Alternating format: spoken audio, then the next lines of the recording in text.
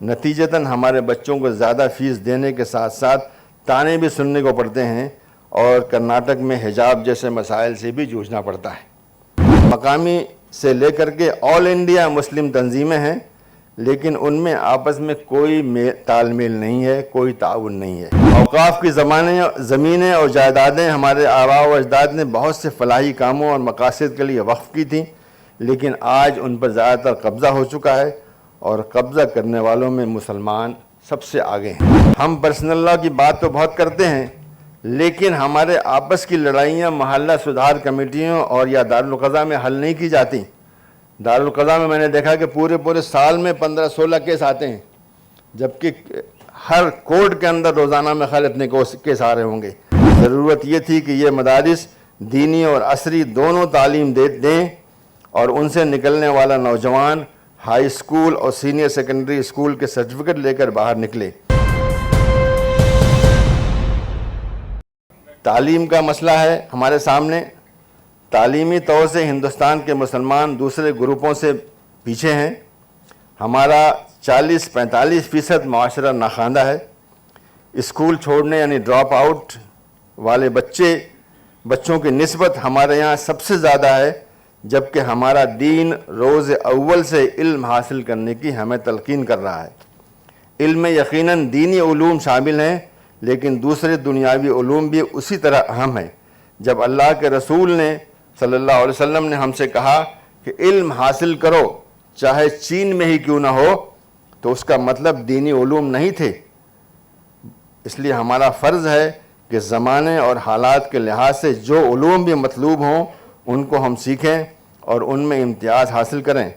हमारे कदीम मदारिस में दीनी उलूम और दुनियावी उलूम की तफरीक नहीं थी, बल्कि वहीं से मुफस्सिर और आलिम हदीस पैदा होते थे और उन्हीं मदरसों से रियाजियात, फ़लक और तिब के माहिरीन भी निकलते थे।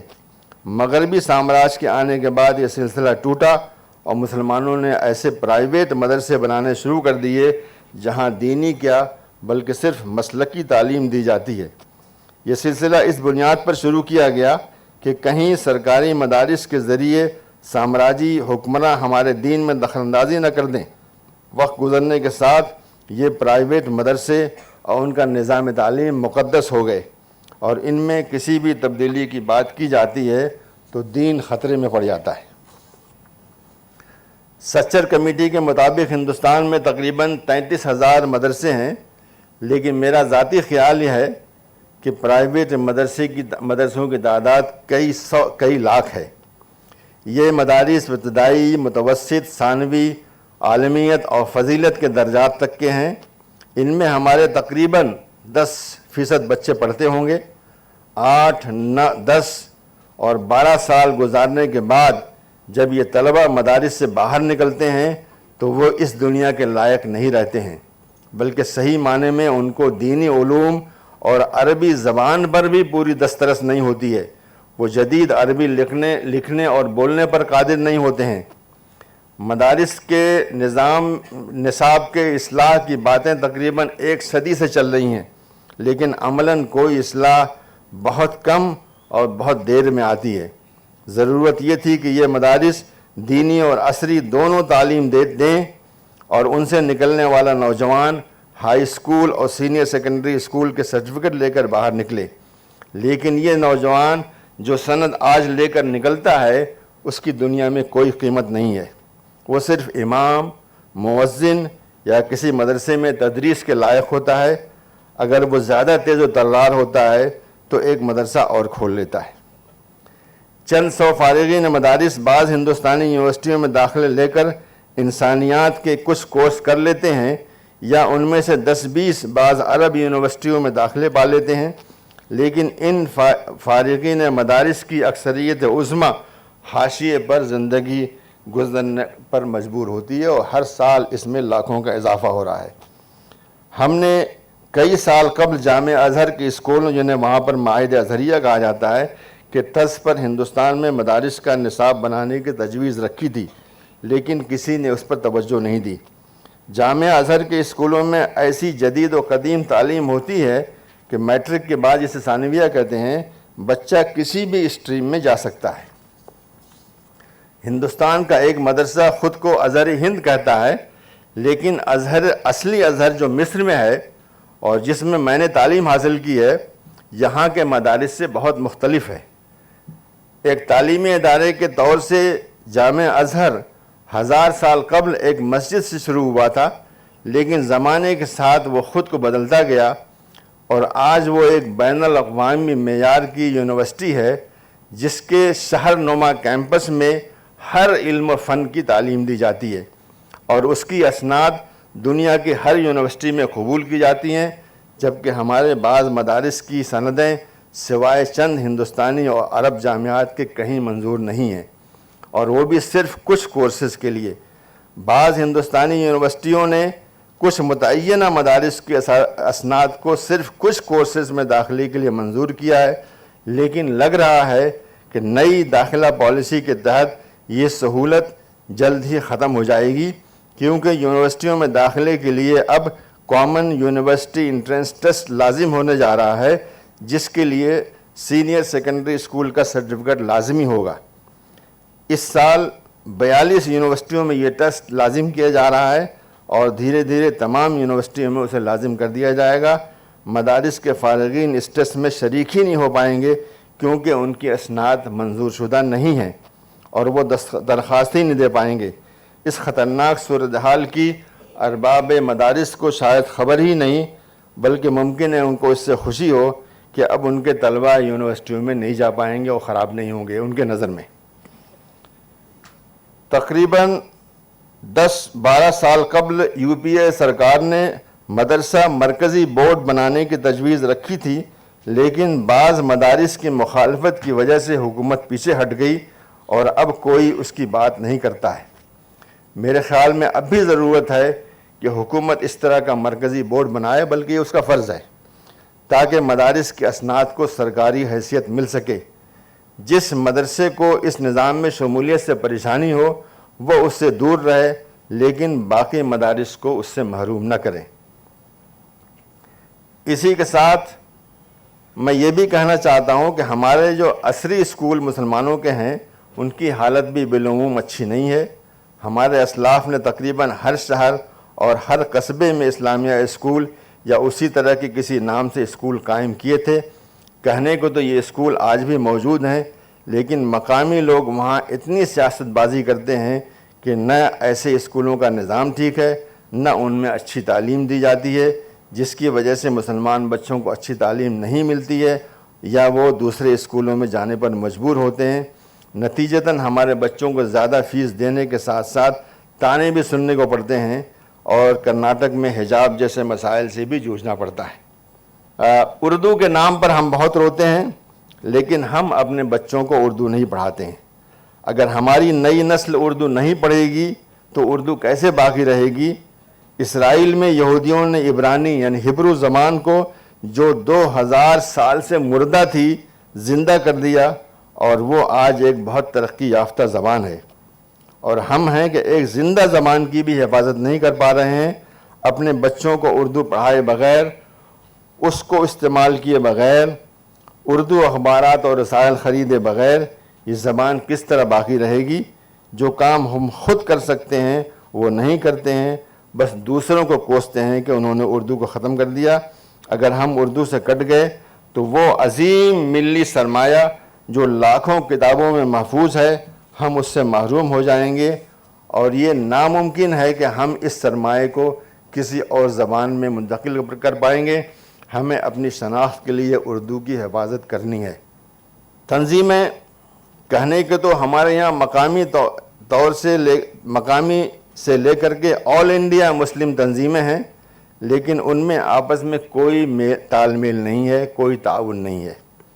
مختلف پروگرام ہر تنظیم کر رہی ہے، بار بار درخواست کرنے پر بھی وہ نہیں بتاتے ہیں کہ وہ کس کس کی مدد کر رہے ہیں۔ نتیجہ یہ ہوتا ہے کہ بعض شاطر لوگ مختلف اداروں سے مدد حاصل کرتے ہیں اور حقدار لوگ محروم رہ جاتے ہیں۔